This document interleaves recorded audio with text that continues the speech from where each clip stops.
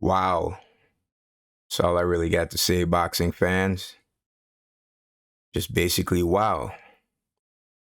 If you followed my last video on this fight, I remained 50-50. I couldn't pick a winner due to both fighters being very talented. But I got to tell you the truth. After that first round, I had to jump on Terence Bud Crawford's bandwagon and side. His jab, it was powerful. It had a lot of significance in this fight. So before I talk about anything else, Terence Bud Crawford is a conventional fighter.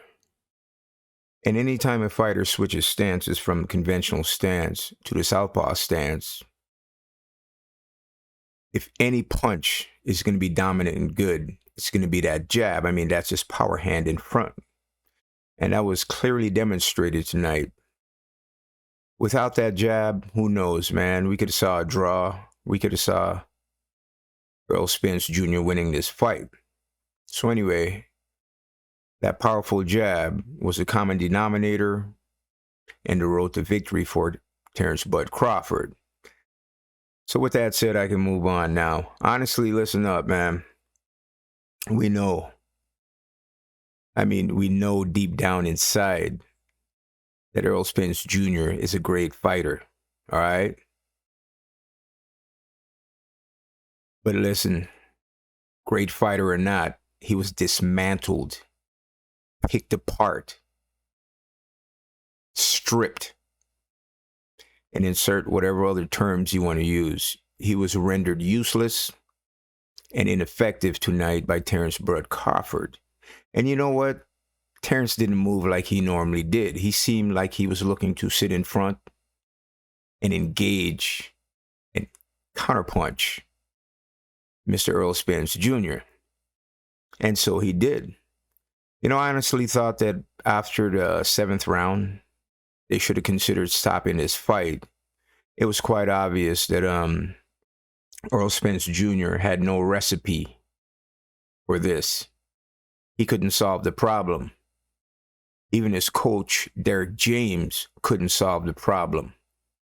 Now, I'm not going to bag on any coach, but I'm going to tell you something.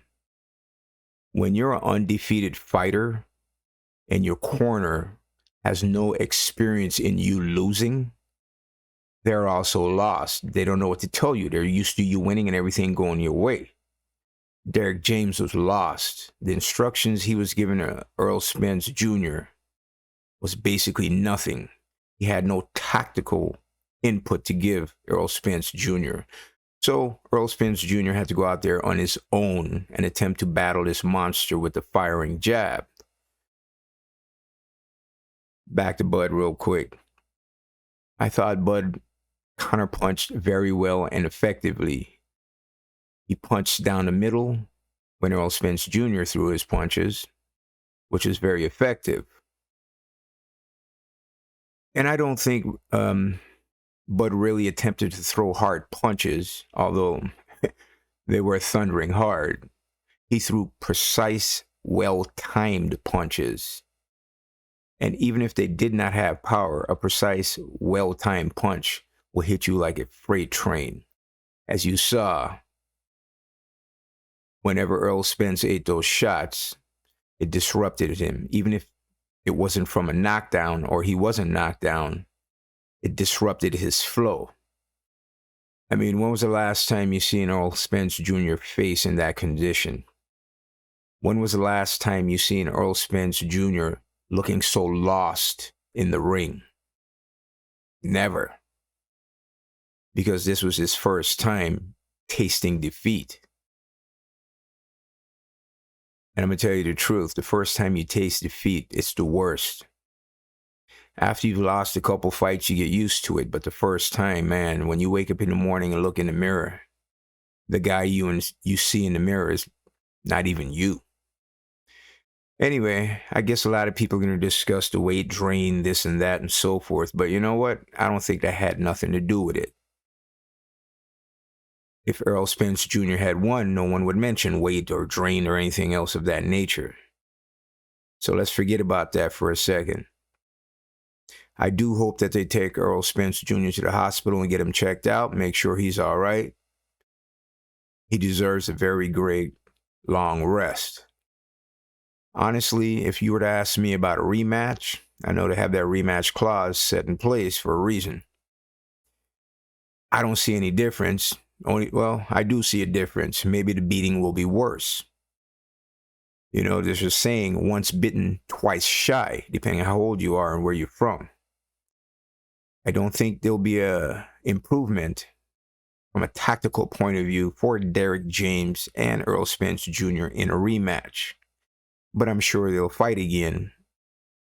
And this time I will be very pro Bud Crawford from the beginning, because he has the recipe to beat Errol Spence Jr. And Errol Spence Jr. has nothing on him. I might have given Errol Spence Jr. that first round just because. Don't ask me why, just because. But he lost the fight every round when I think back about it right now. So anyway, very good fight. It lived up to its expectations greatly. Terence Bud Crawford is the man. One of the reasons he is the man is because he made this thing look so damn easy. You know, back in the old days, they didn't judge fights in this manner, but there was a saying. You can tell who won the fight by the appearance of their face and their facial features after the fight. Looking at Errol Spence's face, it's quite obvious he lost the fight. Looking at Terence Bud Crawford, minus the sweat on his brow, he can show up to church and preach a very good sermon, and no one would even know he fought tonight. All right, I'm out.